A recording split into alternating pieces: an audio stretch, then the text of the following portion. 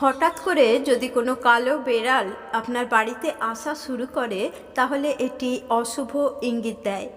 কালো বেড়ালের বাড়িতে আসা, কালো বেড়ালের রাস্তা পেরোনো অথবা গায়ের ওপর কালো বেড়ালের ঝাঁপিয়ে পড়া অত্যন্ত অশুভ বলে মনে করা হয়। এর মানে হলো আপনার সঙ্গে অশুভ কিছু ঘটতে চলেছে এবং বাড়িতে কালো বেড়াল আসার অর্থ বাড়িতে অশুভ শক্তি রয়েছে। বাড়িতে যদি কোনো সাদা বেড়াল হঠাৎ করে আসা শুরু করে তাহলে তা শুভ বলে মনে করা হয়। সাদা বেড়াল শুভ শক্তির প্রতীক।